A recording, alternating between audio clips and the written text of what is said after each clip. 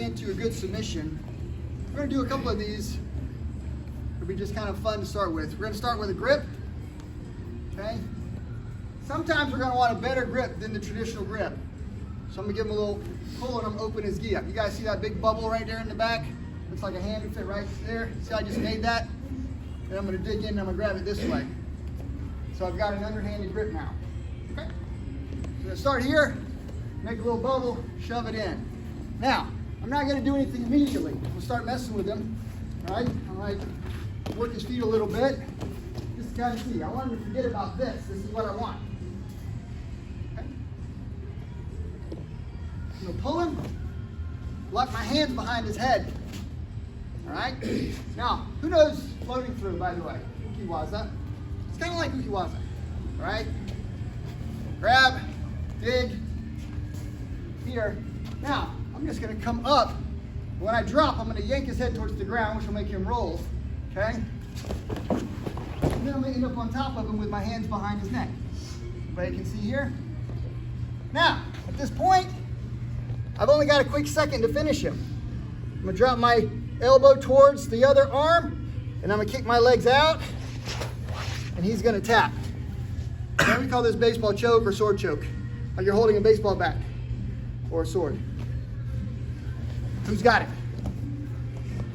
Who needs to see it again? Throw him again. A couple of pointers.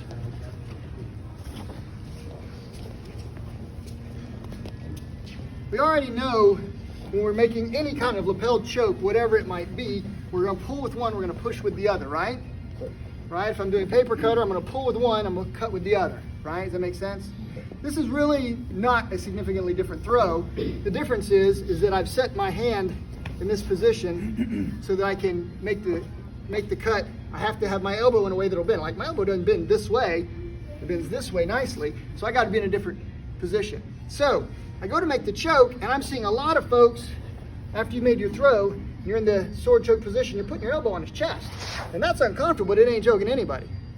And I keep saying, put the elbow to the ground, right? So we want to pull this hand to here, get the wrist near the throat. You're still holding on, right? And then I'm going to move over this way. You can see it's already tight. But once I put that elbow to the ground, and I kick this foot out, it gets super tight. It really locks in there, okay? Now, if the hand is way over here, I can still do it, but look at all the space. Let's take up the space so that when I pull, I'm making this choke, I'm cinching it up.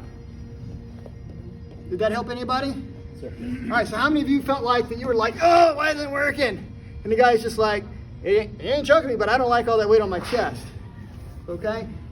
You know, that's rookie mistake, you know, just work through that. All right? From here, you got good hand position, you just rotate that over until, this hand shouldn't move, until it's here to the ground, okay? That elbow should go to the ground. And I've let the uniform go, which gives him the space to breathe. If I had been holding it, that wouldn't have turned. Does that make sense? All right. New partner, quickly. All right. Lyndon's gonna make this throw and his choke, right? He's going to make good application. I'm probably going to be tapping pretty quick, which is okay. Then I'm going to try to show you guys how to unlock this particular throw. So we'll show the defense after he makes his throw.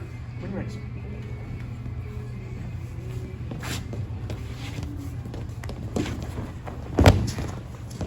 All right, there it was. I mean, he was right there. Hold on. Go ahead, hold on. All right. That's a lot of uncomfortableness on the throat. Now notice he's on my windpipe. I don't like that, so what should I do?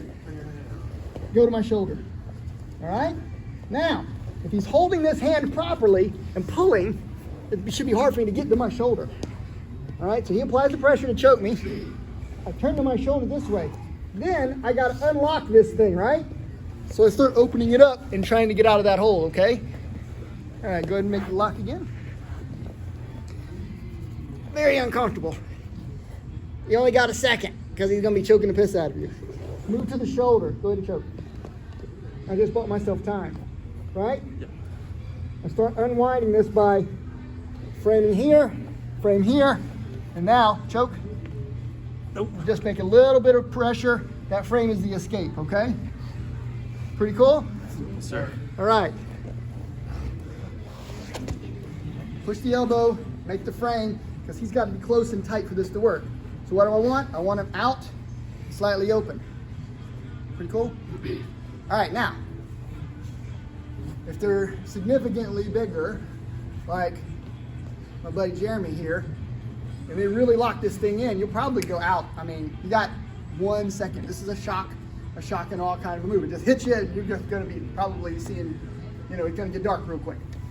You got to be able to feel the choke after the throw and instantly know what to do.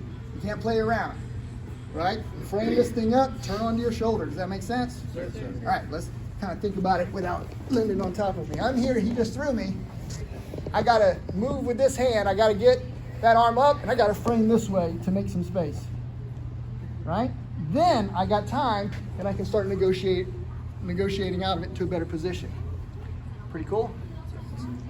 All right. Give it a try. Go one time, nice and slow work, or maybe once or twice through the defense. The defense is what again? What's the first step? Quickly turn to the side. What's the second step? Make space. Push elbow. Make space by framing, right? I want to get the elbow up and get his face pushed away from me, and I'm gonna push this elbow out. Okay, so that's gonna give me just enough room. It's not a lot of room, it's just enough room to breathe.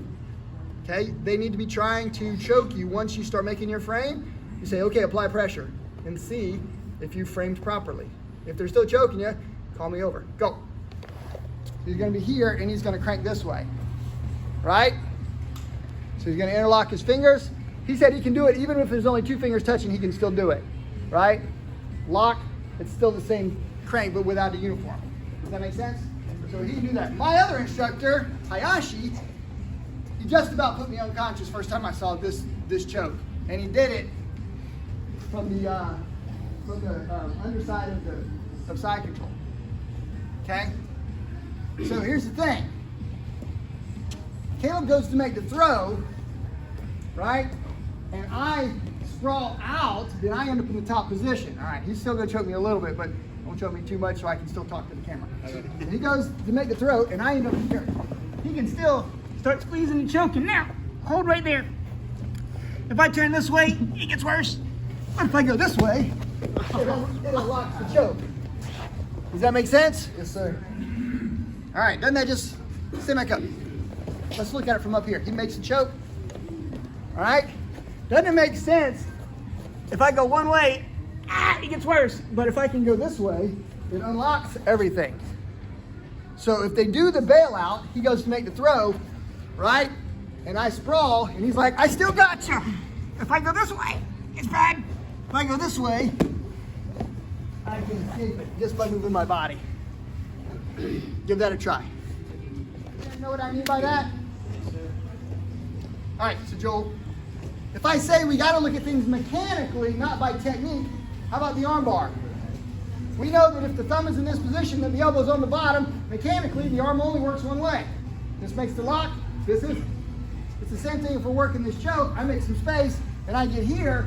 Mechanics of me doing this, I turn and get into this position, right? If he goes one way, it gets worse, okay? So we're looking at, once you get to this position and I pull him down, he goes into side control, and I'm choking him, right? If he goes one way, it should be worse. If he goes the other way, he should be able to unwrap it. Now look, mechanically speaking, if he sits up and I let go, look at my hands. You see how my hands are no longer together? Right? So mechanically, he has unlocked the choke just by moving. Remember, this is the bailout if you don't make the throw. So make the throw and get the top position, because they can't move as easy. They have to frame to get out. Who understands that concept? Who's like, I get it. I see the mechanics of this, and then I move until his arms are not together. That just makes sense. All right. If I say learn it mechanically, if you figure that piece out, you no longer need me. If you have to learn the technique by me showing you, that's still a technique. That's a way to learn. It's not bad. But if I get abducted by aliens or hit by a meteor and I'm no longer here, what are you guys going to do? Use your brain, right? Start figuring these chokes out.